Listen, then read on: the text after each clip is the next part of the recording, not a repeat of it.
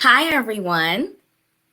Thank you for joining us today. Welcome, welcome. My name is Dr. Camille Pope, and I am our Chief Medical Lead here for Acclinate and Now Included. And it is my pleasure to welcome you to our virtual community conversation where we are going to be raising awareness and sharing information and resources related to sarcoidosis, specifically pulmonary sarcoidosis, and clinical research. So thank you for joining. We have a few guests with us today who are going to help us along in our conversation. Our first guest is Dr. Susan Mathai. And Dr. Mathai is a pulmonologist from Baylor Scott and White in Dallas, Texas. She cares for patients with advanced lung and respiratory diseases like pulmonary sarcoidosis and COPD. We also have two of our amazing Now Included community members joining us today. We have Miss Shirley Willis, who is a Now Included community member who was diagnosed with sarcoidosis almost 25 years ago. And her daughter, Miss Ta-Tanisha Baldwin, who is also a Now Included community member. And she is going to be talking about her experience firsthand as the caregiver and daughter of a mom with sarcoidosis and helping her through her diagnosis firsthand. And they are both joining us from Detroit. So welcome, Dr. Mathai, welcome, Ms. Shirley, and welcome, Ms. Ta-Tanisha. Before we dive into our discussion today, I wanted to do just a little icebreaker question to loosen us up a bit. So here we go, our icebreaker question. If you could have any superhero power to help you manage your health, what would it be and why?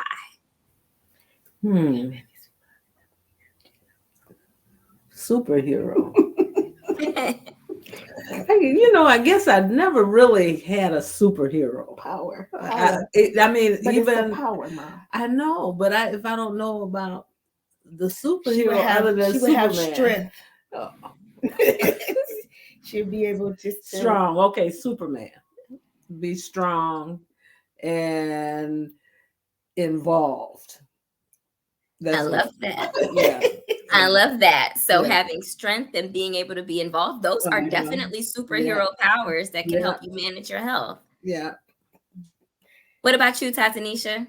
Oh, are they the same as your mom? Yeah. Well, I would definitely want to be strong, but I would also add that I would just be help me manage my health.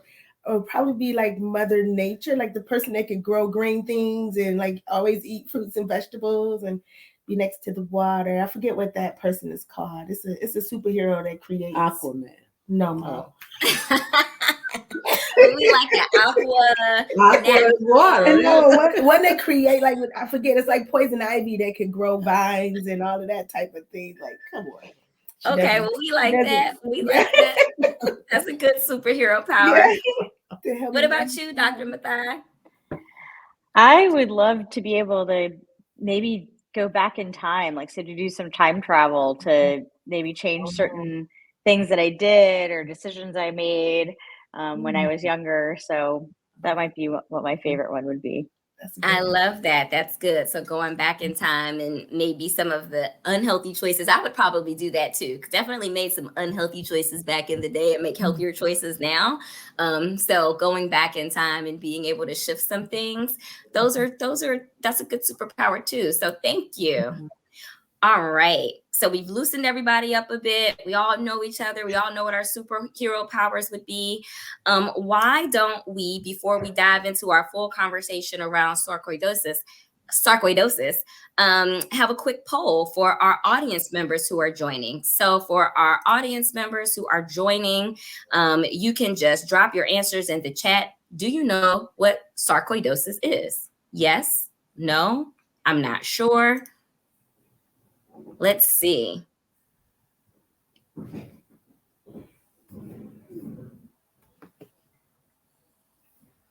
You can tell. Oh, several people know. They know as in KNOW, know what sarcoidosis is. That's awesome. Okay, we have a yes, I know, but not as much. We have a not sure.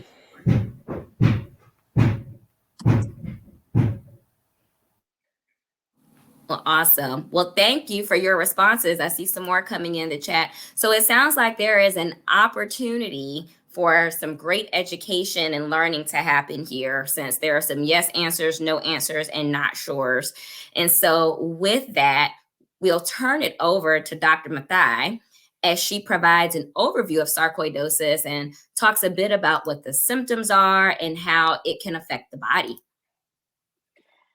Yeah, well, thank you. I'll try to keep things really brief because I think sarcoidosis in practice can be a really complex disease, but in some ways, on the simplest way of understanding it is it's a systemic inflammatory disease. So it's a disease where there's inflammation in the body that is happening even though there isn't infection or there isn't injury in some other way. So it's inflammation that's happening in the body. And in sarcoidosis, that inflammation is specifically characterized by a kind of cell called a granuloma, so a clump of cell called a granuloma. And so the reason that pulmonologists or lung doctors often end up being sarcoidosis doctors is because in the majority of cases of sarcoidosis, not all, but in the majority, the granuloma inflammation begins or certainly affects the lungs or lymph nodes in the lungs. Now, because it's a systemic inflammatory disorder, so that means it's systemic, means all over the body. Technically speaking, sarcoidosis can essentially affect almost any part of your body. And so what makes sarcoidosis really complex is that even though the most common place it can affect people is in the lungs, it can actually affect the skin, the eyes, the heart, the liver, the kidney, the bones. And so it can be really complicated because a lot of times a lot of different doctors have to work together to get at the root kind of cause, or like to treat the sarcoidosis most effectively. And because it can affect any organ, that can also make it really challenging to diagnose. And as it may be something that comes up in our conversation today, but a lot of times getting to the diagnosis of sarcoidosis can take longer than patients and doctors want, because it can be a masquerader. So it can present and look like infection, or present and look like a tumor or a cancer. And it sometimes takes a lot of investigation and sampling of tissue for your doctors to be able to come to the conclusion that for sure what we're dealing with is sarcoidosis. And so it's a tricky disease in that way.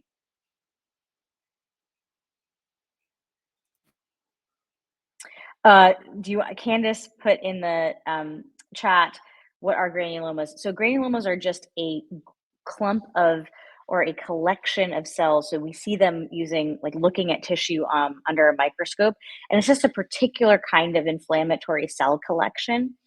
And it happens to be something that can be found in infection. So probably the most common reason people can find granulomas in the body is in response to any kind of infection. But in sarcoidosis patients, we come to the diagnosis of sarcoidosis when we find granulomas in tissues and in the body, when we've already ruled out infection and we feel confident there is no infection. And so granulomas without infection is really like kind of what we're looking for as one of the most important findings to be able to diagnose somebody with sarcoidosis.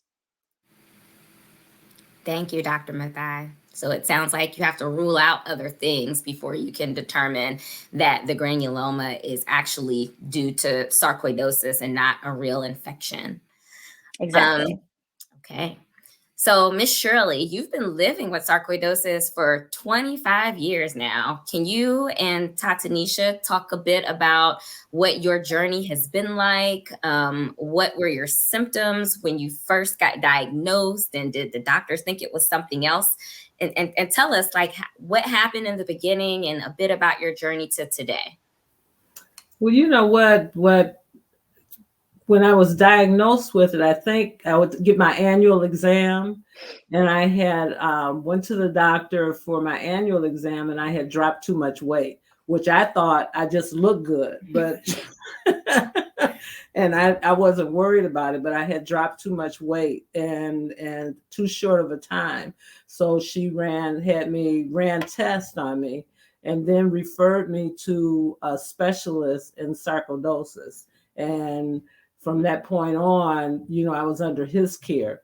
And what was interesting is I have medical insurance of one entity, but it referred me to another entity for a professional.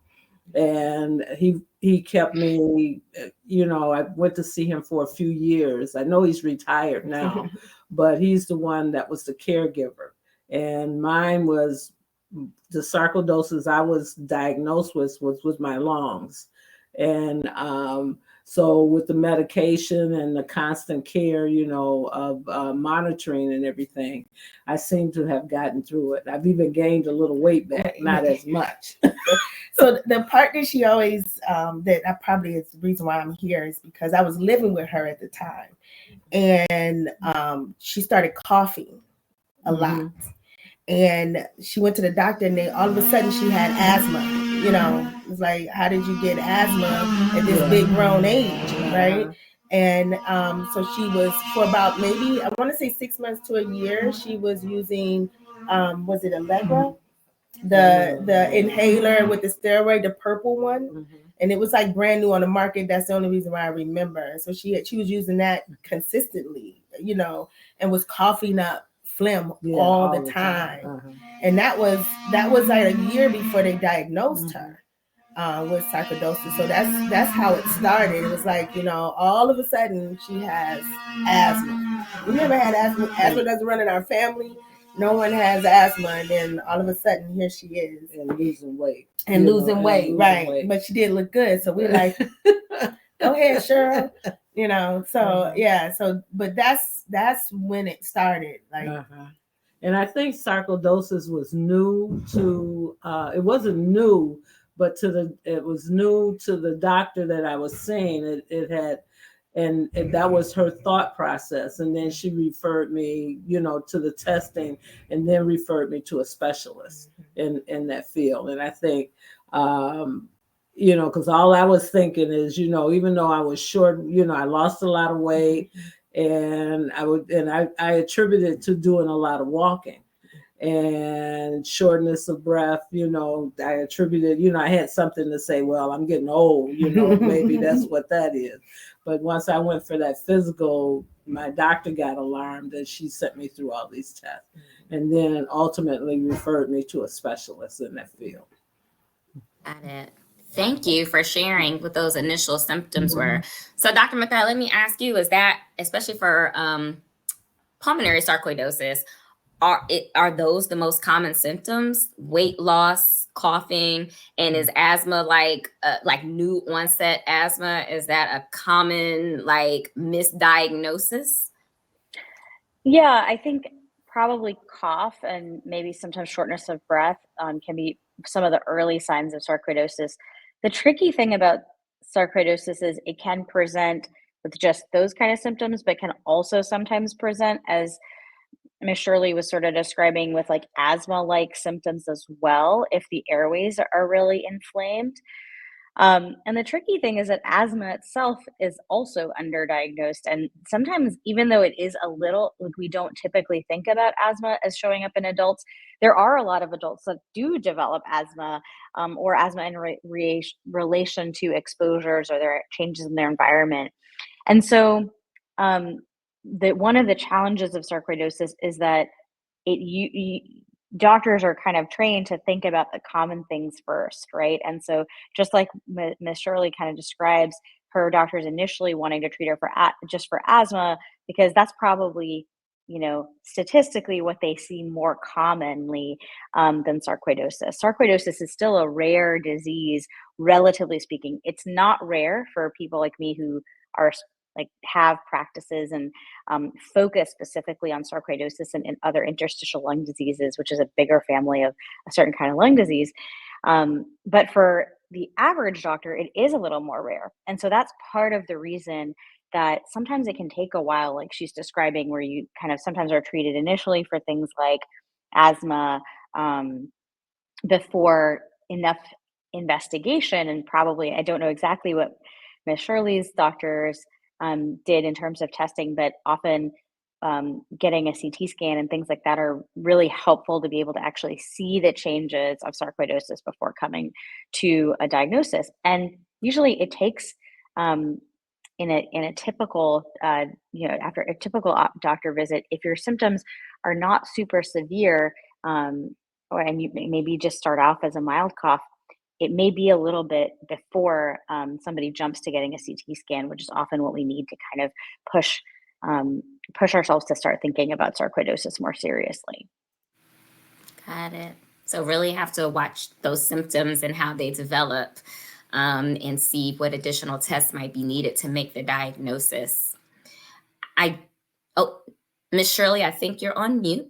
So there you go. What I think, even with my doctor, is the whole idea of sarcoidosis was just coming to the forefront.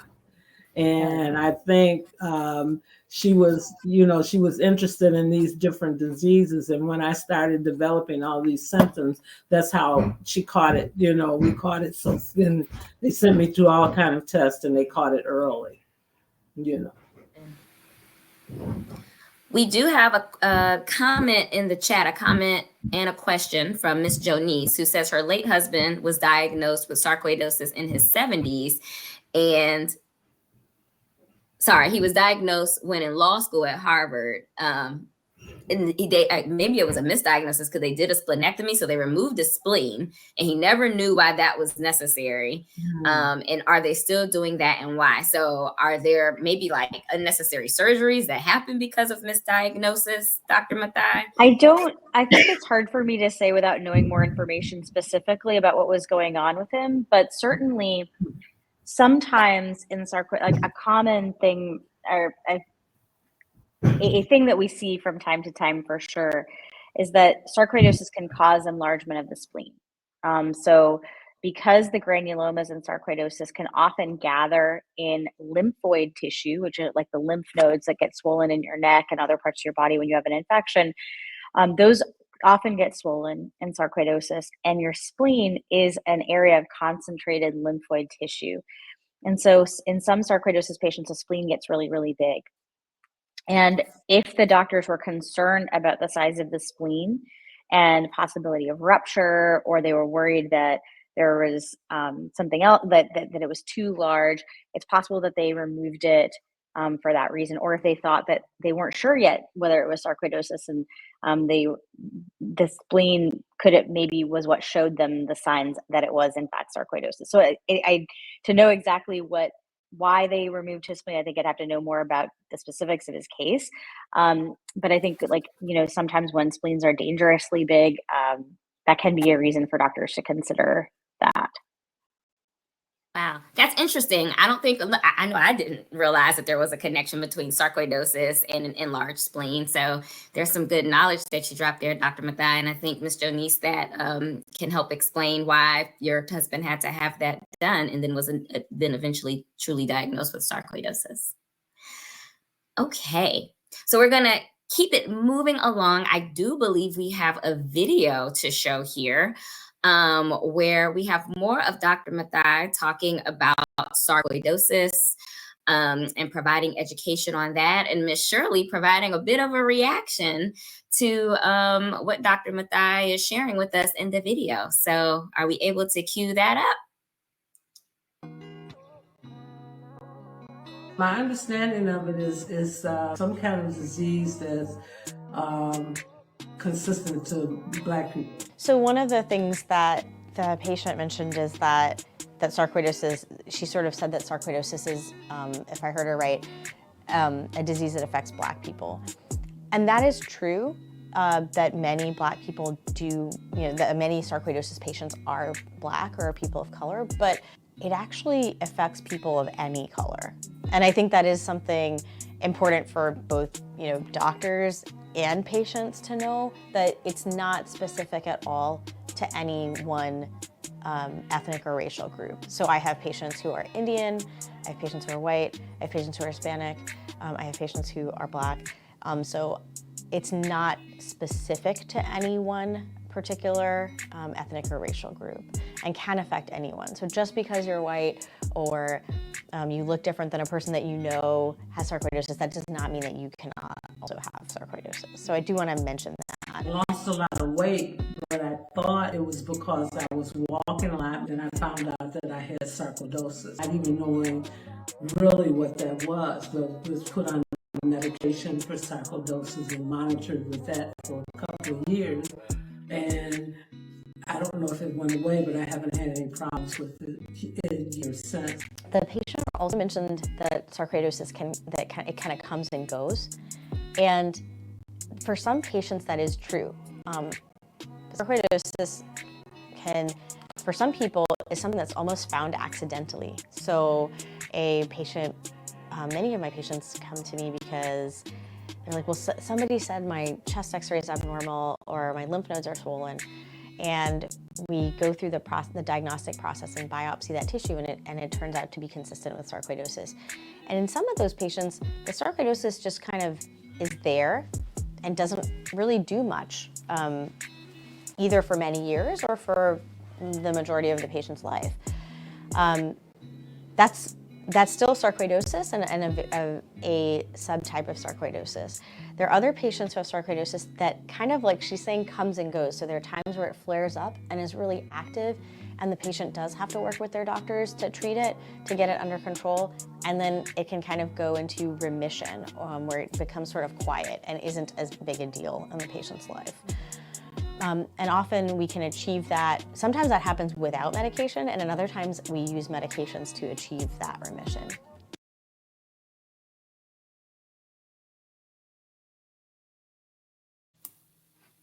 Awesome, thank you. So we learned a bit in that video about the different signs and symptoms, how sometimes sarcoidosis can almost, remain dormant, but then sometimes it can flare up.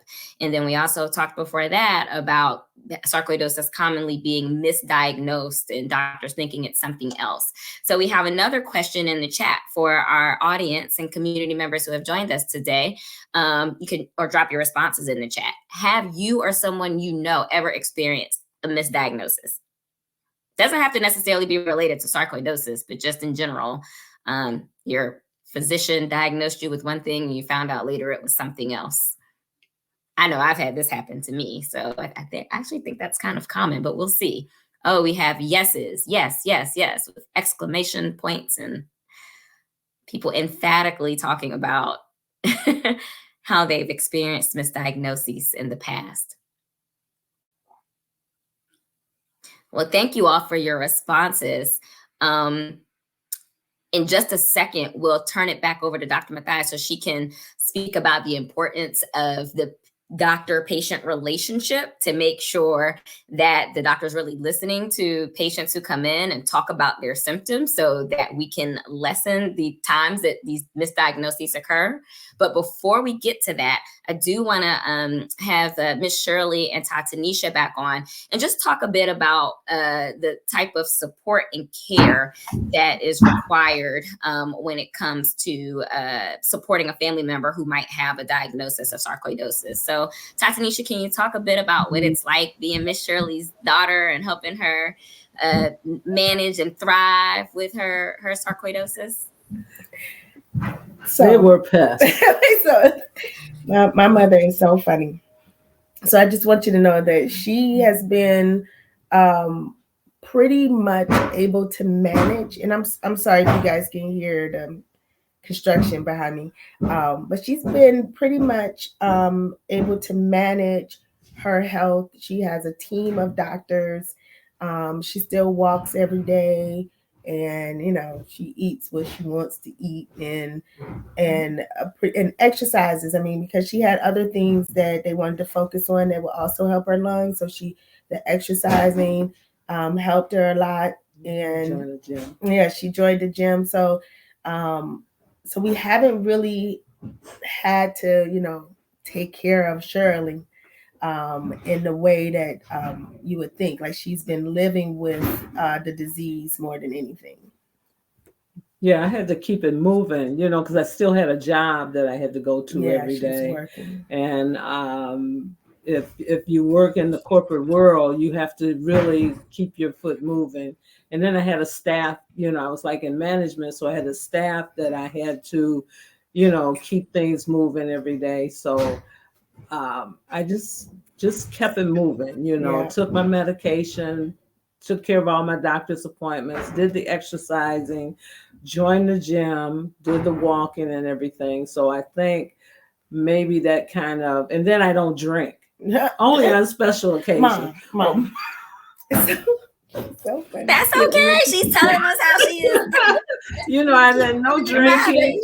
She doesn't have any bad habits per se, things that would normally, inflame someone's system, other than, she would eat some fried food, and, the other type of things. But we also come from a whole long line of people that, even though we, that don't really complain. So, like she said, she's keeping it moving, like the diagnosis, it is what it is. And just keep it moving. How can I just make it through? Yeah. And I think that kind of keeps you going when you have other things to think about. I had a staff that I had to worry about, a job that I wanted to keep, and children, and a grandchildren. Grandchildren. Yeah. So it just kept me from thinking about it. Yeah. And I just keep it moving. Even now, I just keep it moving. It's always moving. That's great. So it seems that having that support system has helped you keep it moving and live and thrive through your diagnosis, Ms. Shirley. But it's also helped you to, so you appreciate the support, but it also helps you kind of keep your mind off of, the diagnosis, and allows you to still live a full and thriving life. But Rosemary, Miss Rose, who is part of our Now Included team, she's also putting in here how important it is to rest and take care of yourself. So that balance is truly important too. Yeah, she gets a lot of sleep. Yeah. No, we're not sleep deprived in this family. I know that's right. I subscribe to that too. But get your rest. I am with you. And then eat right. I try to eat, I might, I haven't stopped at McDonald's lately, but I might stop at a fast food every now and then. But I kind of like cooking my own food most of the time, or having my kids cook, which they don't do anymore. Kind of hurt my feelings. Special treat when they come cook. Yeah. So you guys mentioned that Ms. Shirley has, in addition to the family support, has a strong healthcare support team surrounding her too. So Dr. Mathai, can you speak a bit about the importance of that, having the right healthcare providers in place around you as a patient to help you manage your diagnosis and thrive, and making sure those lines of communication remain open?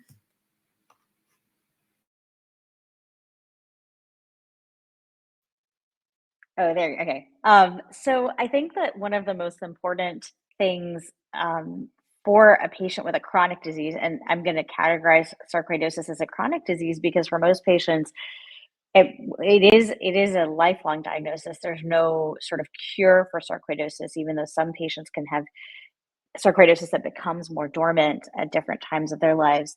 With any chronic disease, diabetes, heart disease, sarcoidosis, COPD, asthma, the most important thing to getting the best outcome that you can have is to have a care team, so doctors and nurses, and I'm including everybody in a doctor's staff, the schedulers, the folks that answer the phones, having a team that you feel like you can communicate with, because chronic disease management comes down to paying attention to your body and also having your care providers pay attention to it too and react appropriately to changes that you're feeling in your symptoms. And so sometimes a patient will tell me, well, I've been seeing this other person and I want to change, but I don't want to hurt that other person's feelings. It's like, no, the doctor's feelings are not, we are human, of course, and we deserve to be treated with respect, but what's most important is that we find the right doctor for you, so the doctor and doctor's office for you, so that you can feel heard and feel cared for. Because if there isn't I tell my patients sometimes, before I met my husband, I went on dates with a lot of nice gentlemen, but I didn't marry those guys because it wasn't the right person, right? There's nothing wrong with those guys, but they are not right for me. And so I think about that a lot. I try to give them that example sometimes with doctors. Like sometimes you may not have the right vibe, or you don't feel like you can be as honest with one physician or another. And so it may take a while to find the right person. But I think that if you have a chronic disease, I myself have a different chronic disease, it's really important to me that I have a doctor that I can talk to, and whose office I can reach out to when I need refills on my meds, when I feel like I need to change my meds. These are important parts of the journey that you're going to experience as a patient. And it may take a little while to find the right team for you. I wish always that it didn't take patients a while, but I think that is so important. And I wish for I hope that I am that doctor for a lot of patients. And I think every doctor really wants to be that person for patients. And so that's why we went to medical school. But if you're ever needing, if you find that there's a particular team that works better for you, I always advocate to patients, be part of engage with that team, because you're on a lifelong journey, and we need to just find the right match for you. I love that. So it's a chronic illness. It's a lifelong journey. So you got to have the right partners, and feel free to date around and break up as needed. That sounds like a great key takeaway for talking about the importance of having the right healthcare provider team around you as you're managing your diagnosis.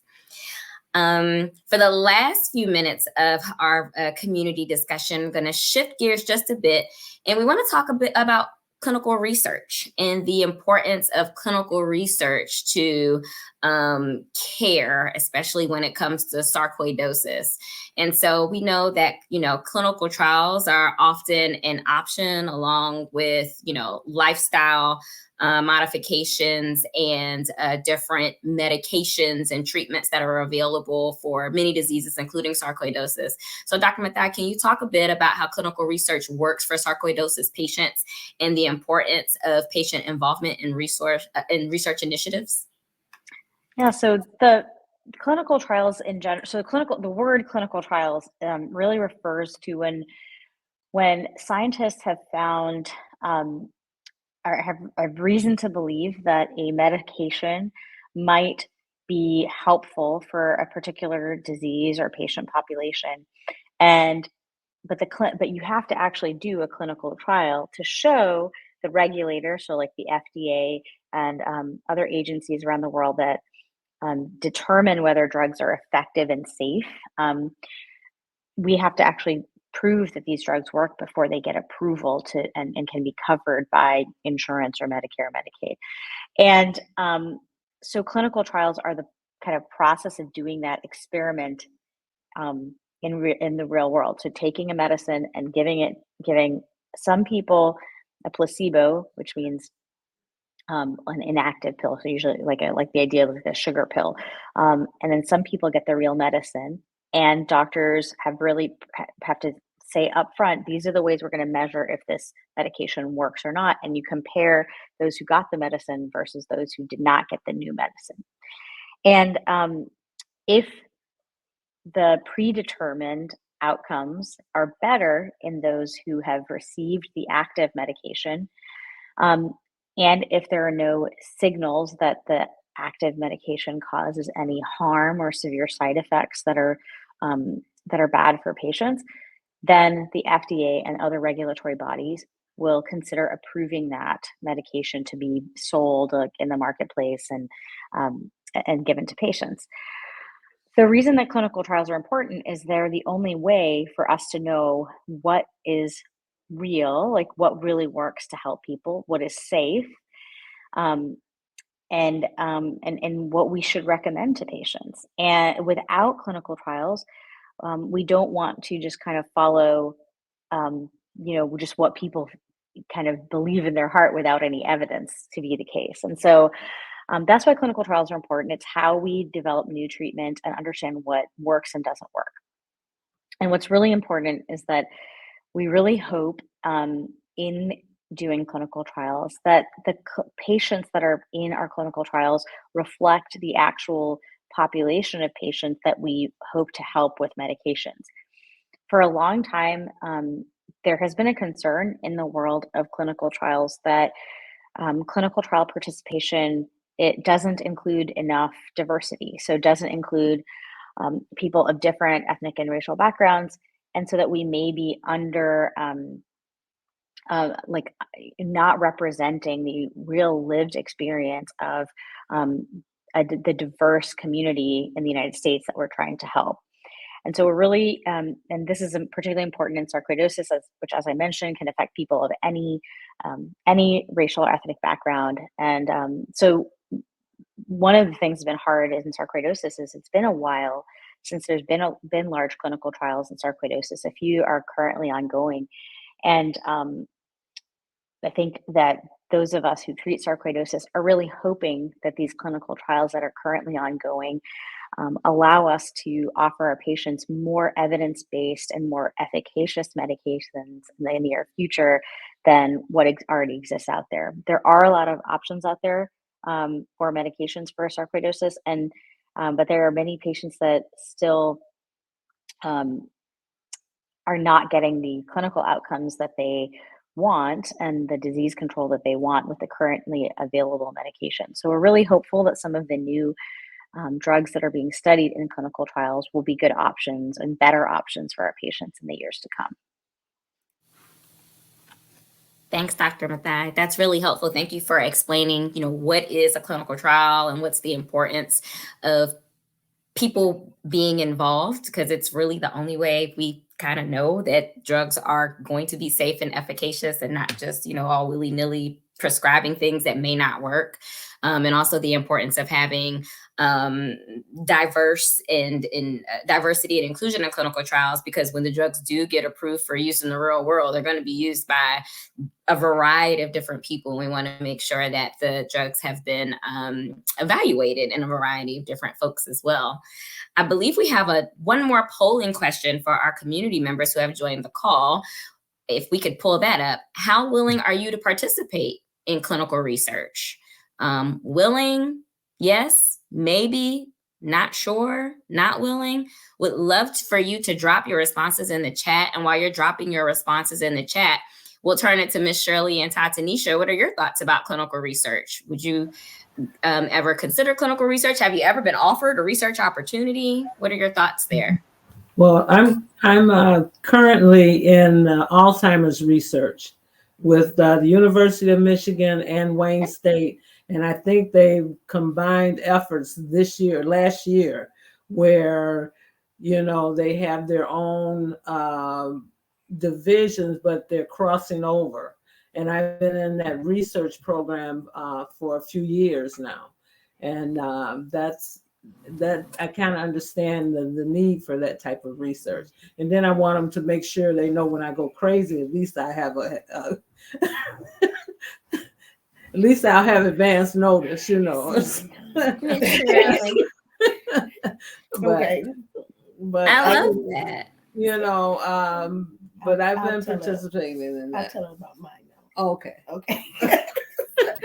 I'm in a research study or research program called All of Us, and I think it's global. Maybe like I gave them access to everything, and they drew my blood and they tested it. I guess whatever researcher or doctor is doing some kind of research, they could use my data in their pool of data. So yeah, I've been in that for a year. Uh-huh. That's really cool. I didn't know that you guys were actually both involved in clinical trials. Yeah. Last question before we maybe go through any additional questions in the chat. Can you just share what made you say yes when the opportunity came to you to be involved in research, whether it was the Alzheimer's or All of Us? Like, why did you say, oh, okay, this is something I'll do? I think my father had Alzheimer's, or as we watched his decline over the years, and he was the way he was like a happy old man. The only thing that disrupted his environment is when we tried to discipline these kids around him, and he couldn't handle that. So I wanted to, we just kind of monitored him as he progressed with the disease or what have you, but it brought to light the need for us to make sure, that do the study and make sure that we get a grip on it if it comes around, and I just wanted to know, if this is what he had, is something that you would get. Yeah, something that I would get. So at least I have somebody watching me. Somebody's watching her. And I go a couple of times a year to, do all the blood tests and all the questions and answers and things like that. And hopefully it's beneficial to the researchers. Mm-hmm. Awesome. So it sounds like you were encouraged by a prior diagnosis from a family member, and you wanted to get ahead of it and also contribute to the community, the research community at large. Yeah. Well, awesome. I just thought all of us was, I want to say cool, if that's the right way to say it, like the way they described what the research would do. And, being a Black female, we're not always represented in these studies. So the fact that they reached out and asked and gave and I have an app, and so I take surveys all the time, and I just thought that it was just a very non-invasive but thorough research study. You for sharing. So you wanted to also contribute to the science, and like the way it was described to you, and knew that we're often underrepresented. So, well, thank you. Well, we have just a couple of minutes left. Are there any additional questions? We can maybe take one in the chat.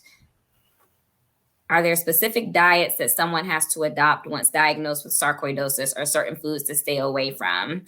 I think that would be a good question for you, Dr. Mathai. So I think that there's no one specific diet that I would say that I, think has evidence to say that that's like better, except for the one that's better for everybody, which is, to focus on eating like whole foods, right? So foods that are not processed.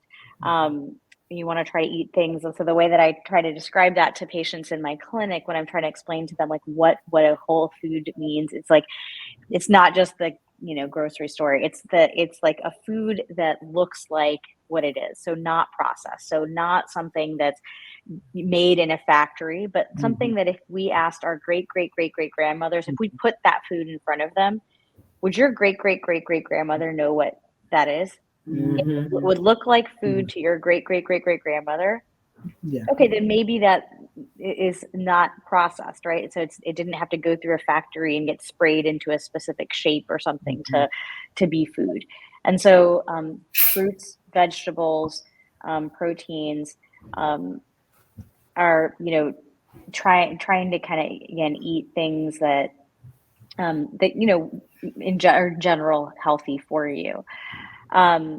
So I try to get my patients to stay away from ultra processed foods. I try to help them get towards a healthy weight. If either I don't want people to be underweight, as some sarcoidosis patients and other patients with chronic disease actually lose weight, too much weight, and others are heavier, and we want to get towards a generally healthy weight and to be active, right? So sometimes it's not about looking a certain way or anything, it's about feeling a certain way. So you can be the same weight and be unfit as you can be very active and be the same actual weight number, but it's about getting up and walking around, not being a couch potato, things like that. So I try to work with my patients on those kind of goals. So there's not a specific diet that sarcoidosis patients need to be eating or anything. It's a kind of general advice I give all my patients and my family members and just people I care about. The one thing I will say is a number of medications that are currently used to treat sarcoidosis can stress out the liver from time to time. And so typically we do really want to make sure that patients are moderating alcohol use, and so that because alcohol can really stress out the liver, and so we don't want that to interfere with like the treatment process. Great. Thank you, Dr. Mathai. So it sounds like not a specific diet, but just overall health and wellness, not eating processed foods, and getting exercise are ways to help manage the diagnosis. And if I remember correctly, Miss Shirley says she's doing all of those things. So we're I like on the right track there. Yeah. Well, we have come to the end of our Breathe in Knowledge virtual community conversation. I'd like to thank our panelists, Dr. Susan Mathai, and our two now included community members, Miss Shirley and her daughter, Miss Ta-Tanisha. We appreciate you. We appreciate your insights and for taking the time to share with our community today.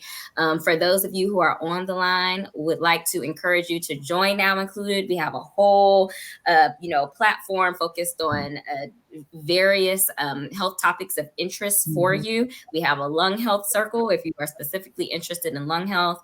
And if there are any questions that we were not able to answer for you today, feel free to email us at hello@nowincluded.com, and we will get an answer to you post this conversation.